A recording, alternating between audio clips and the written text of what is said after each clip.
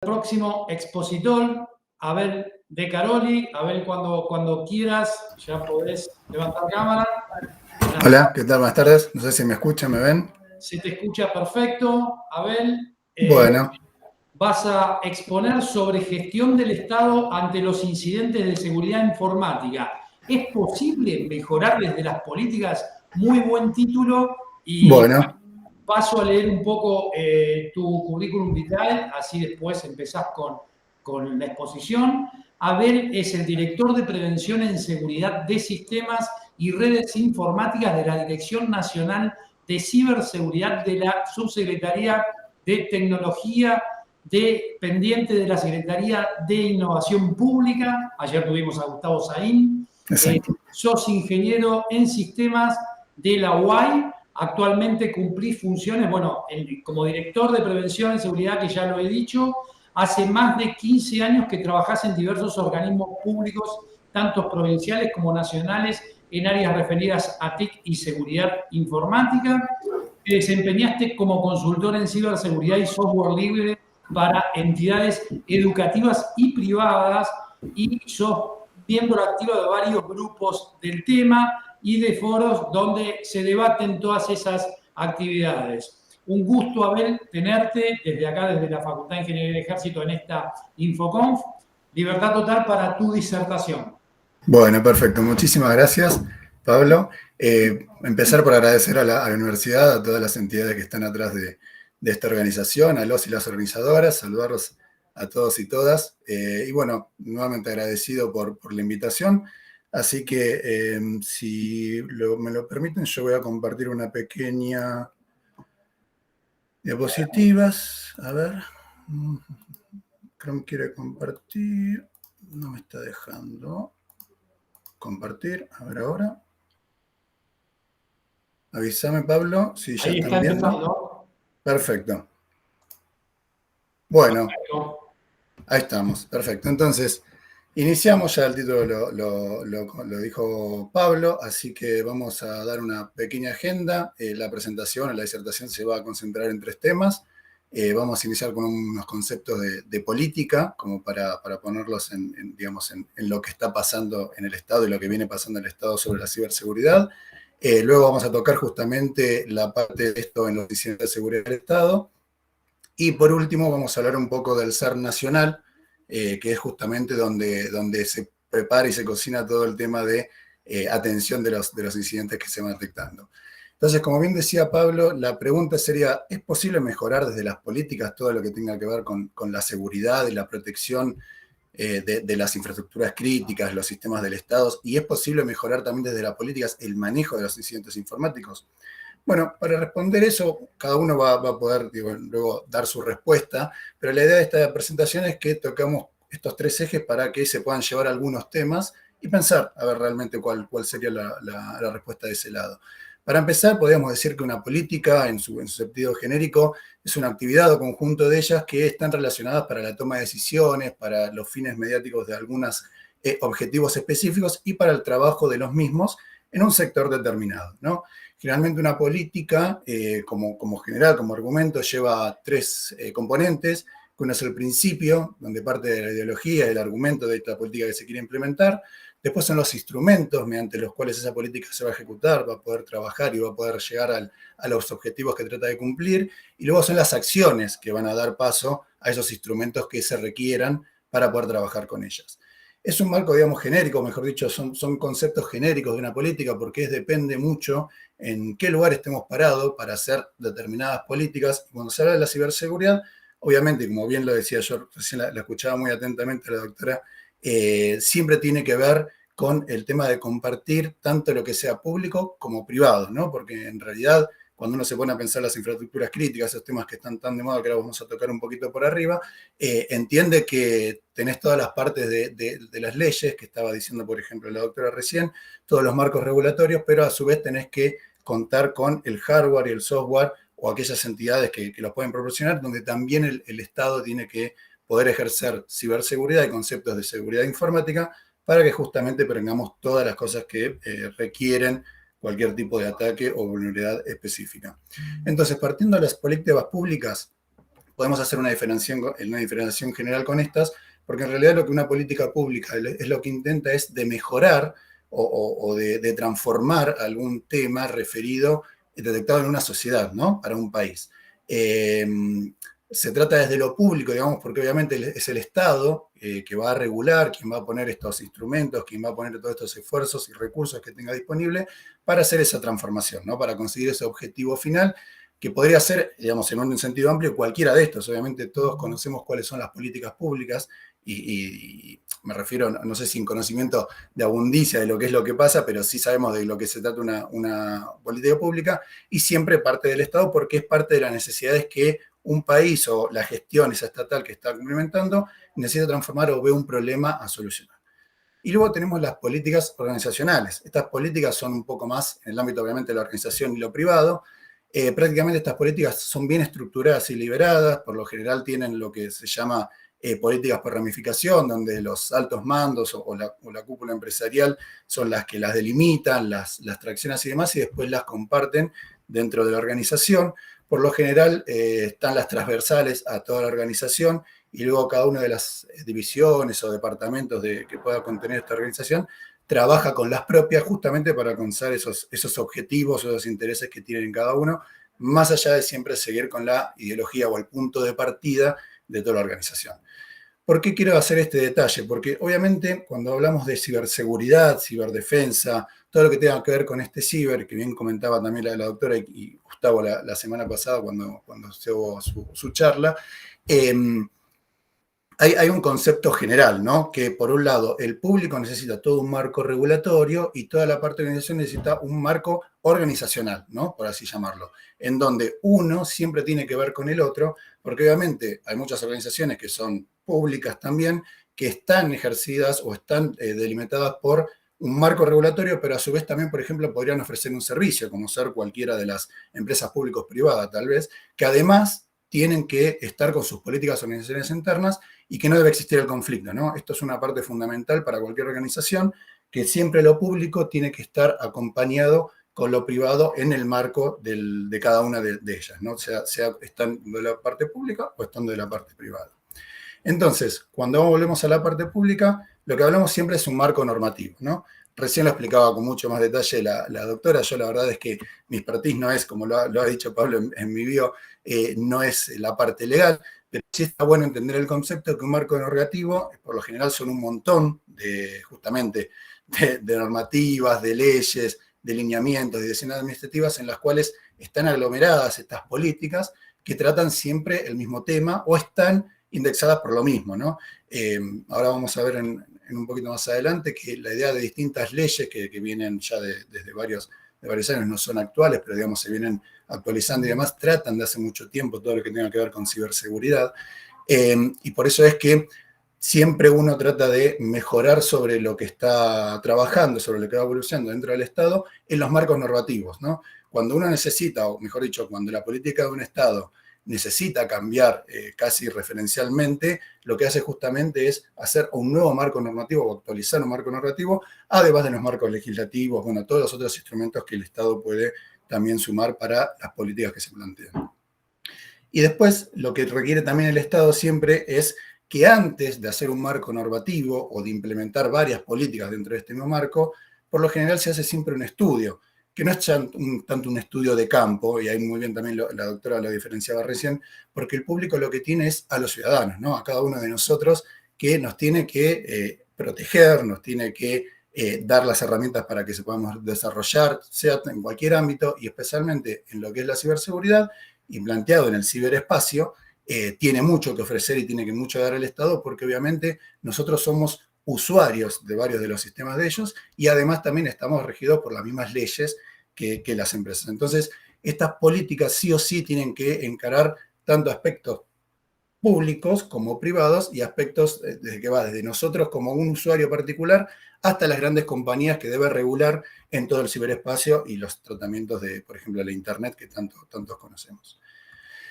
Entonces, planteando estas cosas que tenemos, políticas, tanto públicas como, digamos, organizacionales, después transformamos unos marcos regulatorios que son el conjunto de estas, a mí me gustaba, o sea, que quería mencionar algunas que están vigentes, que se puedan conseguir todas desde ahí de la página. No sé si Gustavo la otra vuelta lo publicitó, por así llamarlo, pero ahí dejamos el link de la página de la Dirección Nacional de Ciberseguridad, donde justamente están las legislaciones presentes, ¿sí? A nombre, así simplemente por nombrarlas, fíjense que al lado de la izquierda tienen 4 leyes, ¿sí? La ley del delito informático, la ley de protección de datos personales, hiper importante, súper actualizada y más allá de eso, pionera incluso en la región, una gran ley. La ley de firma digital, la gran ley que realmente es muy buena y ahora vamos a desarrollar un poquito más. Y la ley anti del grooming, ¿no? Después tenemos algunas series de disposiciones administrativas. Una de las que vamos a hablar un poquito es la 641-2021, que fue, hecha a través de la actual gestión, donde se establecen los requisitos mínimos de seguridad de la información para los organismos públicos, ¿sí? Ahora vamos a hablar un poquito más. Después tenemos la disposición también nuestra 620-21, que habla sobre la creación de un comité para el desarrollo e implementación de aplicaciones seguras, que lo que se busca es justamente trabajar con todos los organismos que son parte del desarrollo cuando se hacen software no público, sino para el sector público, bueno, empezar a trabajar sobre la seguridad del diseño, ¿no? Que es tan particular y tan necesaria para este tipo de cosas. La primera disposición, la disposición del 2021, que llama a renombrar al CERT nacional, CERTAR, ahora también un poquito vamos a hablar de ello. Y bueno, después tenemos otras resoluciones también muy importantes, una del 2011, que es la 580, que trabaja sobre el programa protector de infraestructuras críticas de información y ciberseguridad.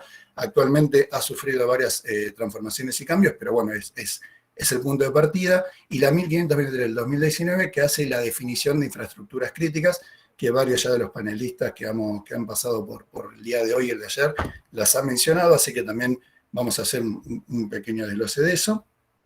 Y después normativas relacionadas, que es lo que le informaba directamente, hace unos segundos, con que no tienen que ver particularmente con un marco normativo de la ciberseguridad o la seguridad informática para el sector público nacional, sino que anexa cosas dentro de todos, ¿no? Los usuarios, a todo el país, a nivel incluso federal, que tengan que ver relacionados con ciberseguridad. La creación del Comité de Ciberseguridad, que como ustedes saben o si no, básicamente tienen la función primaria de crear, que ya fue creada, y actualizar la Estrategia Nacional de Ciberseguridad, los decretos mandatorios de que hacen la modificación de ese comité, la aprobación de la Estrategia Nacional de Ciberseguridad, que es el documento marco rector que hoy tiene el país cuando habla de ciberseguridad, las estrategias que tienen que tener para hacer las protecciones de esas infraestructuras, y la presidencia del comité, que también hubo un cambio, al último, que es nada más una resolución anexada de los otros decretos.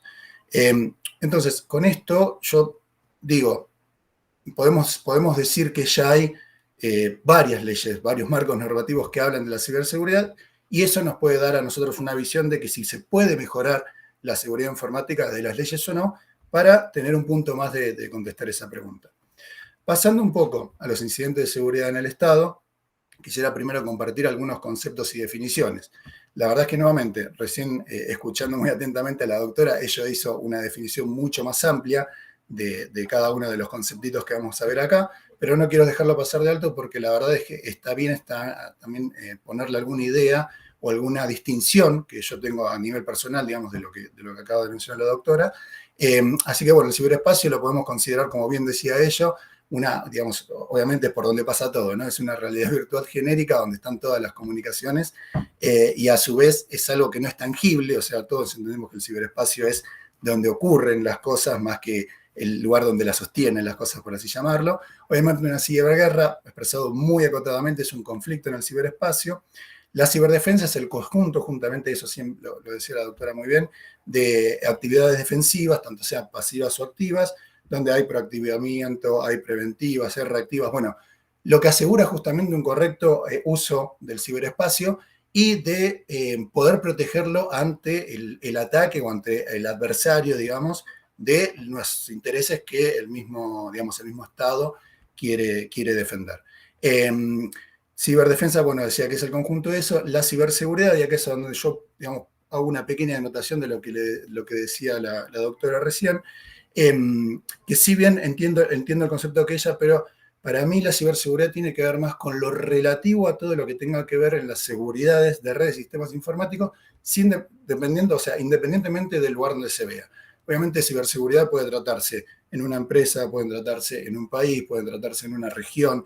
Entonces, yo diría que la ciberseguridad atañe más a cuestiones de toda la infraestructura, hablando de las críticas y la de sistemas, la de soporte, que tienen que trabajar sobre el ciberespacio. Y la ciberdefensa es justamente cuando se pasa como esas fronteras imaginarias que puede llegar a tener un país, y los ataques vienen desde puntos específicos, que ahora también en el próximo slide voy a hacer una distinción sobre eso para dar soporte a lo que acabo de decir. Y nuevo, bueno, el cibercrimen sí, es una acción criminal dentro del ciberespacio, y el ciberterrorismo, como bien lo explicaba la doctora, es una acción terrorista deliberada dentro del ciberespacio. Otro de los conceptos que nosotros trabajamos mucho en lo que es el SER, bueno, en la seguridad informática de los incidentes, vulnerabilidad.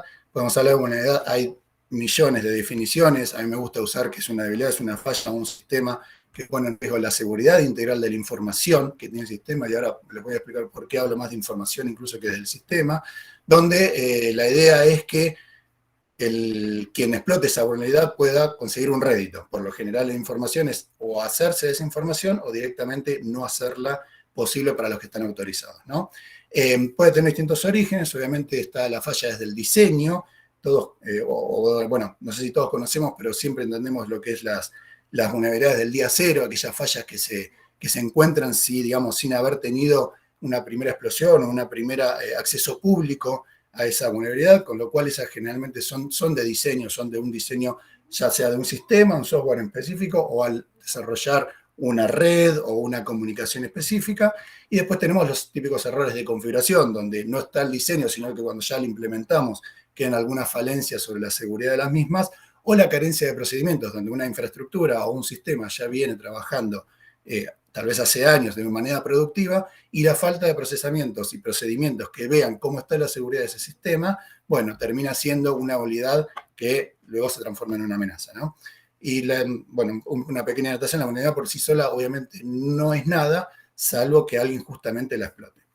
De vulnerabilidad pasamos cuando se detecta la amenaza, bien también lo decía recién la doctora.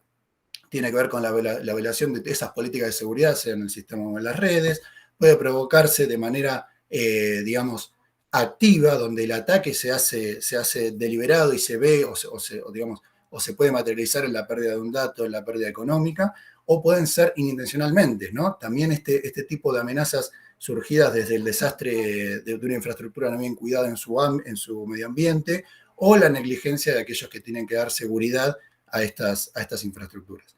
Y luego, bueno, sí, pasamos de la amenaza ya al ataque, que es justamente el acto perpetuado de esto, que es deliberado y viola las políticas de leyes de seguridad que teníamos implementadas en ese lugar, y obviamente también tiene ese mismo estado de activo o pasivo. La diferencia es justamente cuando se hace algo como un ransomware, por ejemplo, nos quita la información o no nos deja acceder a esa información, bueno, eso es algo realmente activo, o un pasivo, cuando se trata de entender lo que todos conocemos como, digamos, utilizar la inteligencia, utilizar lo que es el tema de escuchas, bueno, todo lo que tenga que ver con la ingeniería social, ¿no? Para poder sacar información de una manera pasiva para luego hacer un ataque productivo o sacarle otro tipo de rédito, por ejemplo, vender esa información en la dark web sin que nadie se entere.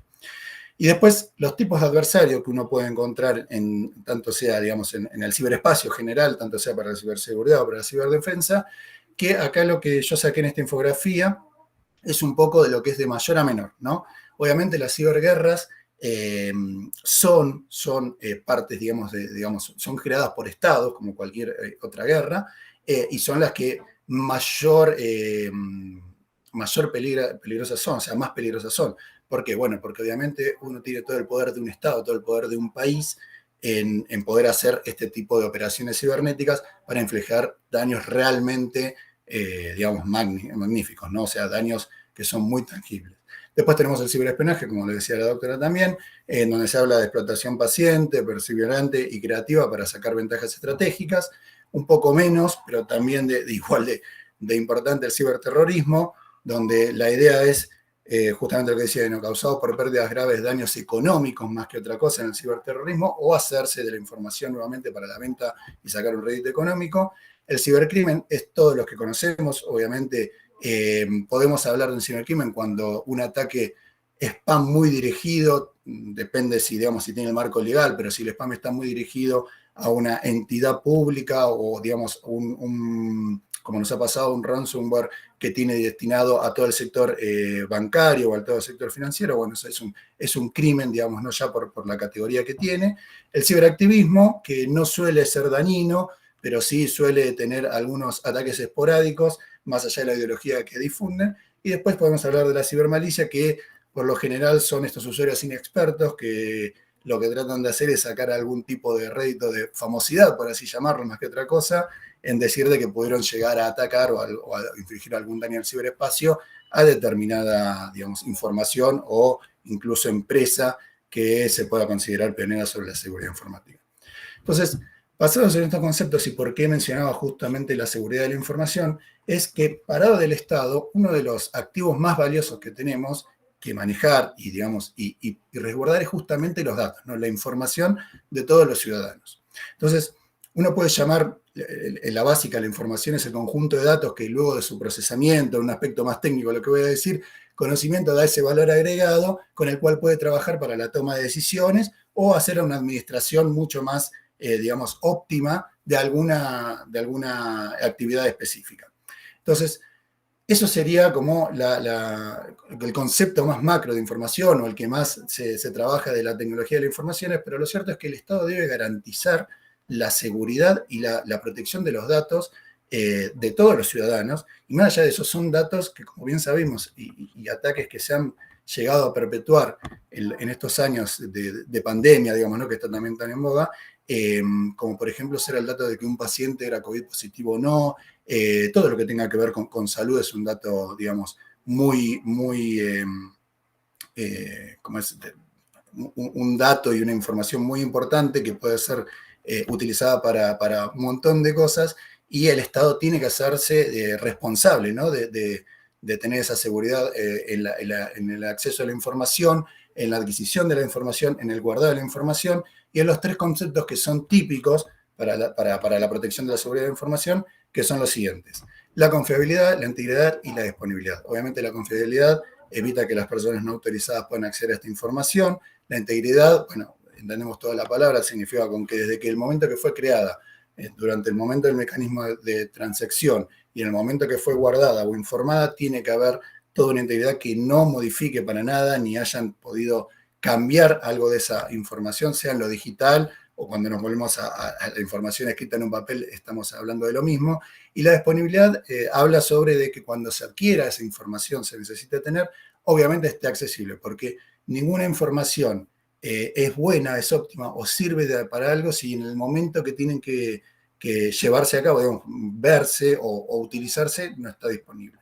Por lo general, cualquier ataque, ciberataque, que querramos hacer sobre información, toca o todas o alguna de estos tres conceptos para lograr su cometido a cabo.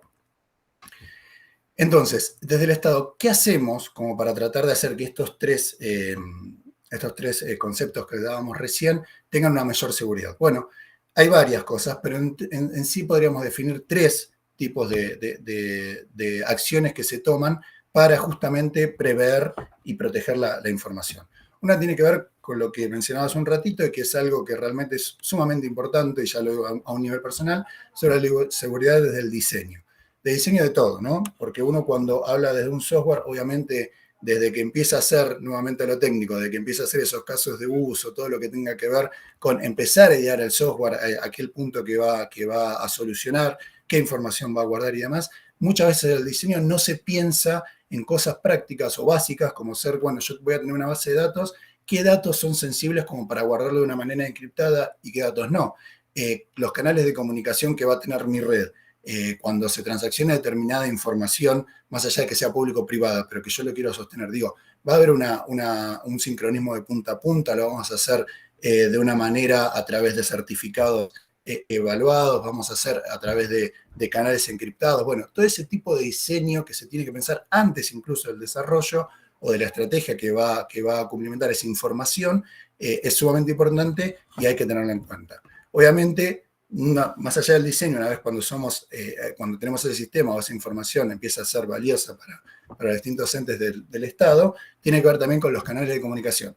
Obviamente el Estado tiene un montón de información pública, de acceso público, pero también tiene información que no se diría tal vez privada, porque ahí hay un concepto legal que no sé si juega en esta condición, pero sí que tiene que estar, digamos, a través de determinados mecanismos segurizados justamente para que no cualquiera pueda obtenerla, o a través de alguna seguridad, a través de algún tipo de comunicación o encriptada o accesible a través de una autenticación que sea real, donde, por ejemplo, nosotros podemos hacer que la comunicación solamente transcurra si podemos asegurar que somos nosotros los que estamos pidiéndola y la queremos acceder. Y por último, hablábamos del canal de comunicación y la seguridad del resguardo, ¿no? Obviamente, la creamos, la compartimos, la pasamos de un lugar al otro, por así llamarlo, y es dónde la vamos a almacenar.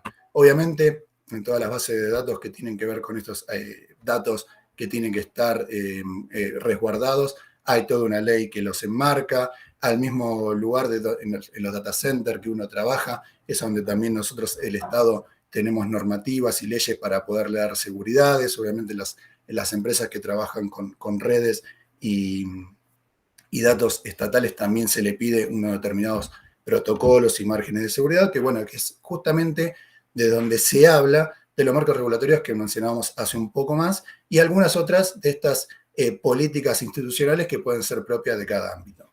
Entonces, teniendo todo esto, digamos, estos conceptos, a mí me gustaría informarles hay varias, pero bien decía ahí la doctora algunos marcos, me gustaría informarles de 3 de las que ya vimos un poco más arriba, que para mí son fundamentales en el Tratado de la Información, ¿no? Para que contamos acá en el Estado. Obviamente está la Ley 25.326, que es la protección de datos personales, en donde abarca todo lo que tenga que ver con desde la creación hasta el uso, compartimiento, funcionalidad de los datos personales.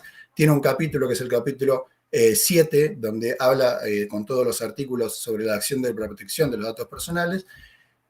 Las políticas que digamos, tratan de tener en su ideología esta ley son los derechos de los titulares de datos, o sea, qué protecciones tienen ellos y obligaciones tienen a resguardar estos datos, la usabilidad y responsabilidad de los mismos, y el control y el marco regulatorio o el régimen sancionatorio de cuando no se cumple esta ley.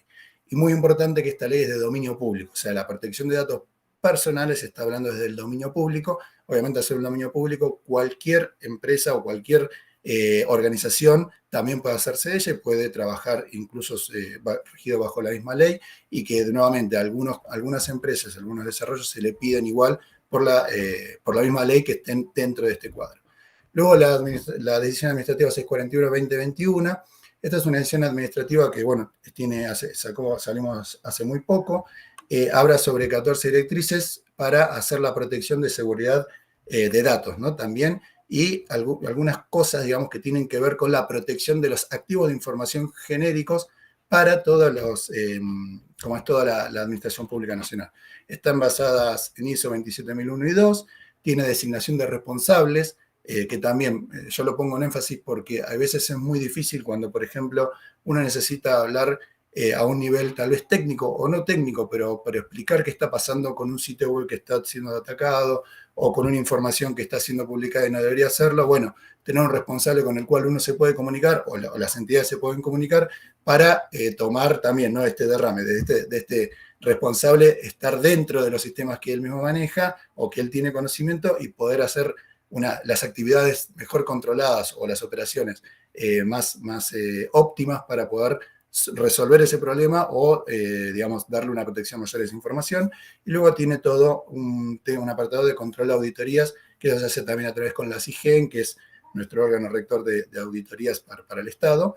Y una parte muy importante de esta decisión administrativa es el cumplimiento obligatorio, porque también muchas veces pasa que uno en su evaluación, digamos, intra, puede decir, bueno, esto lo cumplo, esto lo cumplo, esto lo cumplo, esto lo cumplo, pero se queda ahí. Entonces, al darle un marco de cumplimiento obligatorio, lo que nosotros estamos intentando, o lo que se intentó desde la Dirección Nacional de Ciberseguridad, es poder hacer un ida y vuelta, que también lo mencionaba la doctora. O sea, la protección de los datos que sea de manera integral. Nosotros, poniendo estas 14 directrices en las cuales todos los sistemas van a tener, todos los sistemas y los centros de datos van a tener que cumplir, y a su vez también tratar de poderles dar una mano, ¿no? Obviamente con toda esa información que nosotros vamos a obtener y demás, tiene un tiempo esto, lo pueden ir obviamente está pública, lo pueden ir a analizar un poco más, pero la idea también es poder a partir de eso ejercer nuevas políticas en donde en aquellos aspectos que todavía no hayan podido cumplir con la decisión administrativa, darle recursos para que se puedan poner, digamos, en un mejor nivel de protección con estas 14 directrices. Y por último, la 25.506, también la han tratado algunos otros panelistas de este ciclo, que tiene que ver con la firma digital. Bueno, ahí está todo el tratado de la firma electrónica, la firma digital, integridad y seguridad, cuando justamente se crean estos documentos electrónicos que tiene la gestión documental electrónica del Estado, el sistema GD, muy probable que muchos de ustedes lo conozcan y lo utilicen. Entonces, esta ley dio justamente, vino a dar una solución sobre la integridad de la información de estos documentos que son creados y transmitidos y sobre la autenticidad de la misma, ¿no? Es una ley que realmente también fue pionera en la región y, bueno, es una gran ley a mi punto de vista. Para ir culminando, entonces, vamos a, no sé bien cómo estoy de tiempo porque no tengo el relojito, pero bueno, cualquier cosa, si no, Pablo, me decís. Voy a contar un poquito por arriba qué es el SAR nacional, comenzando por los antecedentes. ¿Por qué menciono los antecedentes? Argentina fue... A ver, estamos a 10 minutos, así que estás con tiempo para 10 minutos. Perfecto, Pablo, lo cierro en 5 días, a ver si ponemos alguna preguntita también, que siempre es lo requisidor de estas cosas. Entonces, decía, los antecedentes. Argentina fue uno de los primeros países de la región, si, no recuerdo, no quiero decir el primero, pero creo que el primero, en tener un equipo, un CERT, para los incidentes del sector público nacional. En el 2011 se crea el Programa Nacional de Infraestructuras Críticas y Ciberseguridad. Bueno, ahí está la resolución de Jefatura de Ministros, en donde se pide, se crea una especie de grupo que va a ser el receptor de toda la información de los incidentes de seguridad informática que pase dentro del sector público nacional. En esta primera resolución lo que se intentaba es por lo menos centralizar y entender qué estaba pasando en todos los sistemas del sector público nacional en los incidentes de seguridad informática, porque obviamente hasta el tanto no se tenía un único canal y una única base de información, sino que cada uno de los ministerios, digamos, cada uno de los organismos del sector público nacional manejaban por sí mismos este tipo de información. En el 2013 se hace una renovación de esta resolución y se crea el grupo de trabajo denominado ISIC-CERT con esos objetivos: información, centralizar esfuerzos, asesorar e interactuar con equipos de similar naturaleza para trabajar con los incidentes informáticos detectados dentro del sector público nacional.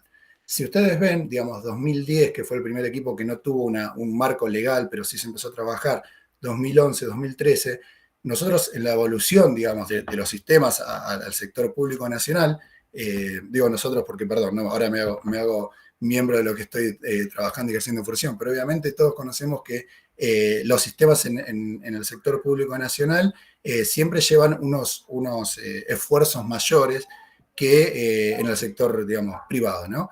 Esto digamos, es a debate, ¿no? Pero siempre es muy difícil, y nos pasa actualmente, de contar con el recurso técnico para hacer un desarrollo mucho más rápido, en el hecho de que la privada siempre tiene mejores prestaciones, siempre es mejor pago, digamos, el recurso técnico. Digo, no es algo que estoy diciendo, sino que es una novedad que nos enfrentamos incluso en todos los países, porque uno cuando participa de estos foros lo escucha hasta incluso en Estados Unidos, en casi todas partes del planeta que pasa lo mismo, con lo cual me gusta también ver estos antecedentes por el tema de cómo van evolucionando y las necesidades que se empiezan a necesitar cumplimentar justamente en la evaluación de los sistemas dentro del sector público nacional. Y la última exposición, sacada en el 2021, la 1, que es justamente con esta gestión, lo que hace es darle una nueva entidad al SER nacional, que más allá de cambiarle el nombre por CERT-ART, lo focaliza mucho más en su nueva comunidad objetivo, porque hasta el ISIC-CERT la comunidad objetivo estaba planteada solamente en lo que estaba dicho como infraestructuras críticas nacionales, en donde, bueno, lo que intentamos es justamente más la interacción federal con todos los CERTs y hacer que puedan estar trabajando a nivel provincial e incluso adentro de ellos en los privados y públicos. De nuevo, delimitar esta comunidad objetivo y empezar a trabajar más directamente con los equipos de responsables, digamos, de seguridad informática de todos los entes gubernamentales. Están en esa decisión administrativa, ustedes van a tener, digamos, bien las funciones, pero a grandes rasgos y como para no estar particularmente hablando, en el CERTAR lo que hacemos es, bueno, la centralización de los reportes. Actualmente tenemos 2 canales, está el sitio web y hay una dirección de correo en donde cualquiera, digamos, como ciudadano, como proactivista de la seguridad informática, digo, cualquier individuo puede hacer un alta de incidente. La página está en la misma dirección, el mismo sitio de la Dirección Nacional de Ciberseguridad, y el correo creo que lo pongo al final, si no se los digo. De nuevo, encauzar posibles soluciones en los incidentes reportados, sea a nivel del ámbito estatal o digamos, en el ámbito nacional, en el ámbito federal, en el ámbito estatal o para los ciudadanos. Promover la coordinación de las unidades informáticas, que es lo que le comentaba hace un rato. Difundir información útil justamente para la prevención y protección de las infraestructuras críticas y sistemas dentro del sector público nacional. Y cooperar nuevamente con todo lo que tenga que conocer CECIR, o sea, los mismos tipos de equipos de trabajo. Yo la verdad, por si hay alguien, digamos, que no entienda lo que es un CERT, básicamente es un grupo de trabajo que se encarga sobre las incidencias informáticas de algo, ¿no? Hay un CERT, los tenés públicos, los tenés privados, cada organismo puede tener un CERT y es un equipo de respuesta a los incidentes de seguridad informática, por lo general, de lo que le está pasando a esa organización. A modo también, nuevamente, de ser un poco, digamos, de hacer una publicidad, nosotros somos miembros activos de 2 entidades internacionales. Una es el FIRST, que es la entidad, digamos, por excelencia, que nuclea a todos los equipos nacionales ante resolución de problemas informáticos. Y el otro que lo logramos el año pasado, a mitad del año, es el CECIRT América, que es también el grupo de trabajo de la OEA más grande en la región, digamos, que por primera vez en Argentina fue parte miembro, digamos, ¿no? A través de lo que pudimos ejercer y, bueno, y podernos contactarnos con ellos, con las cosas que nos pedían, con lo cual digamos, ellos nos dan este respaldo, por así llamarlo, o nos informan a los demás que somos un ser nacional consolidado sobre los reglamentos que tiene, por ejemplo, la OEA. Y eso también está bueno porque además impulsó ya a un ser que fue el ser de Neuquén, en también ser parte miembro de CERCIS América, y estamos ejerciendo con otros 2 ser, que uno es el de la provincia de Buenos Aires, y el otro no recuerdo, no les quiero mentir, pero también para sumarse, ¿no? Entonces digo, esta iniciativa está buena justamente como para que los del Tinto Ser también estén parte integral de CECIRS América, que al trabajo cotidiano es muy bueno contar con este grupo. Para describir algunos de los servicios que se brindan desde CECIRS, los proactivos tenemos el monitoreo general de todos los que tengan que ver con los sitios, perdón, los sitios gubernamentales de Nación, la página Argentina Gobar, la página de Presidencia, bueno, el sitio, todo el ecosistema de GD. Hacemos un monitoreo activo de estos sitios y de las redes de comunicación en aquellos lugares que podemos llegar, porque obviamente el CERT no, al tratarse, digamos, estar en jefatura de gabinete, por así llamarlo, ser nuestra organización, no es que podamos estar dentro de todos los organismos, sino que por eso siempre actuamos en temas de comunicación, en la asesoría técnico-administrativa sobre los incidentes de seguridad, pero en algunas redes, que son las propias, y en aquellas donde nos autorizan, también hacemos monitoreo, más que nada on demand, ¿no? El quien le llama. No, la detección de vulnerabilidades también, este es un servicio proactivo que hacemos sobre los mismos sistemas, infraestructuras críticas, lo que llamamos y conocemos como la Deep Web, bueno, justamente para ver de estas vulnerabilidades del día cero o vulnerabilidades conocidas que están siendo explotadas, esos típicos sitios y foros donde informan este tipo de cosas. Bueno, también hacemos una detención propia en el análisis de nuestras redes y elevamos los informes, que esto por lo general lo hacemos en una especie no me sale la palabra, sería así como un boletín, una gacetilla que transmitimos a través de los correos con los puntos focales de las 641 que dábamos y aquellos que ya venían trabajando con el programa ISIC-CERT, en donde lo más importante, además de darle información, que es una de las actividades que tenemos que dar, trabajamos con todo lo que es el protocolo vulnerabilidades o estos parches de seguridad que nos informan algunos sistemas específicos, nosotros tratamos esa información y la semaforizamos para elevar estos informes y compartirlos con los demás CECIRT y responsables de seguridad informática del sector público nacional. Y después en los reactivos hacemos... Estamos a 5 minutos. Es esta y culmino, en menos de 5 minutos estamos. Termino entonces con el tema de servicios reactivos, que es la coordinación y gestión de los incidentes. Lo que tratamos de hacer es a nivel federal y lo que trabajamos es enterarnos de los incidentes para incluso, no solo a nivel federal o a nivel del país, sino también poder contar a nivel regional e incluso internacionalmente. Obviamente tenemos acuerdos marcos con los CERT nacionales de la región, Chile, Uruguay, Paraguay, e incluso tenemos a nivel internacional con Rusia. Bueno, la idea siempre, como decía el autor, y lo que siempre nos lleva a nosotros es el compartir esta información y que esté de antemano justamente para hacer toda la parte preventiva de los sistemas. Entonces, la gestión de esos incidentes nos permite a nosotros hacer ese tipo de condiciones. El análisis de malware y forense digital, esto tiene que ver una vez cuando ya fuimos atacados o hay algún sistema. Bueno, hacemos los dos tipos de actividades. Si el malware es conocido, empezamos a trabajar ahí. La idea es siempre compartir los IOC, los indicadores de compromiso, y poder ver si ese ataque fue deliberado, o sea, si ese malware fue un ataque pasivo o activo, si fue deliberado en un sector, si solamente están escuchando o están... Bueno, ese tipo de análisis que ustedes también lo deben conocer muy bien. Y lo mismo la parte de alertas activas, o sea, todo el desarrollo de este trabajo, tanto sea proactivo o activo, tenemos un sistema de alertas que están también compartidos sobre los indicadores de compromiso y en estos puntos focales, en donde la idea es justamente tener una información antes con estas alertas diciéndole, bueno, fíjense por este lado, guarda este tipo de vulnerabilidades, actualicen tal parche de seguridad. Si cuando nosotros hacemos este análisis de malware nos damos cuenta que todavía están trabajando con Windows 7, bueno, todo el sistema de alertas que puede ejercerse al sector público nacional. Simplemente, muy rápidamente, para no pasarme estos 5 minutos, algunos datos en comparación del último semestre del 2020 y el primer semestre de 2021. Último semestre de 2020 tuvimos un total en nuestros sistemas y que trabajamos de 198 casos reales, porque obviamente hay muchos casos que a través del sitio web, por ejemplo, no llegan a ser tipo de ataques o no llegan a estar catalogados dentro de nuestras infraestructuras críticas ni dentro de los que nosotros consideramos como sectores críticos. Entonces no es información o no son incidentes que podamos trabajar sobre ellos, pero estos 198, nosotros tenemos las categorías de los sectores a través de los sectores que están referenciados por las infraestructuras críticas.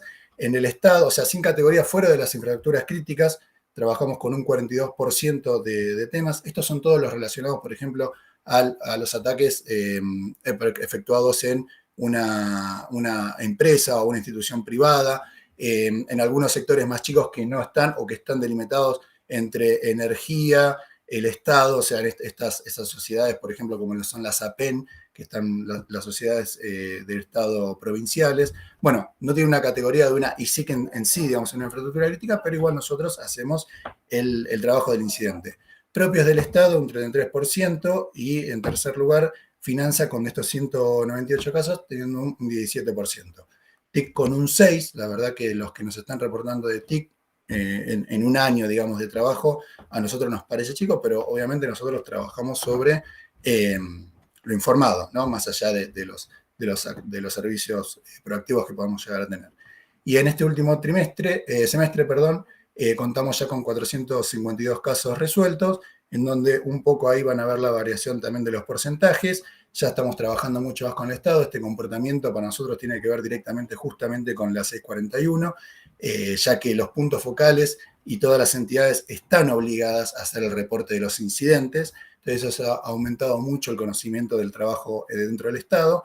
Finanzas, que todo este año ha sido muy atacada. Seguramente han visto un montón de publicidades y de campañas que no se solían ver sobre actividades bancarias, de estafas, de phishing. Bueno, vivimos a eso últimamente. El sector finanzas y más que nada el sector bancario fue uno de los más afectados en lo que va de este semestre. Y nuevamente aquellas privadas y, digamos, empresas que están fuera de infraestructuras críticas, también es un gran porcentaje de los incidentes que fuimos trabajando. Y el top 3, de los tipos de incidente, en el 2020 fuimos con modificación autorizada de la información. Acá encapsula casi todo lo que tenga que ver con ransomware, porque más allá, digamos, de que sea modificada o robada, la no accesibilidad para nosotros es no autorizada, con lo cual hubo 85 casos que la gran mayoría, yo no tengo el número en la cabeza, pero les podría decir que el 80% fueron detectados sobre ransomware. Phishing, 66 casos trabajados, y después lo que tenía que ver con malware, que estos referencian más a los caballos de Troya, a los virus, a un spam, digamos, dentro de uno o dos dominios de la misma institución, que están metidos dentro de los sistemas de ellos. Bueno, se trabaja como si fuera malware.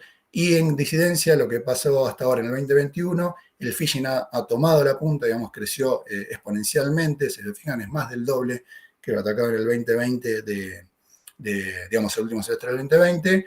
Nuevamente modificación autorizada de la información, 64 casos, y ha aumentado el spam, que nuevamente en el sector bancario y financiero, el spam realmente ha sido una cosa insostenible. Son un montón de información y casos nuevos. Obviamente acá no están, digamos, el número de casos no están en absolutamente todos, sino en los informados al SAR. Quiero eso que se los lleven, porque uno dice, pero 47 casos de spam, me estás hablando de que, bueno, obviamente estos son los casos que tomó el SAR, se los fueron informados y los trabajó. Más allá de que seguramente si hablamos en todo el sector público nacional, ese número sea mucho más grande exponencialmente. Así que bueno, espero realmente que con esta información, estos conceptos, puedan hacerse ustedes de la respuesta a la pregunta de si las políticas sirven para mejorar en el tema de los incidentes de seguridad informática. Y nuevamente, agradecer a todos por la invitación, la participación, y felicitar a que se sigan celebrando estos espacios que son tan necesarios para la ciberseguridad de todos. Muchas gracias, Abel. Muy interesante todo lo que vienen haciendo con Gustavo en la Dirección Nacional de Ciberseguridad.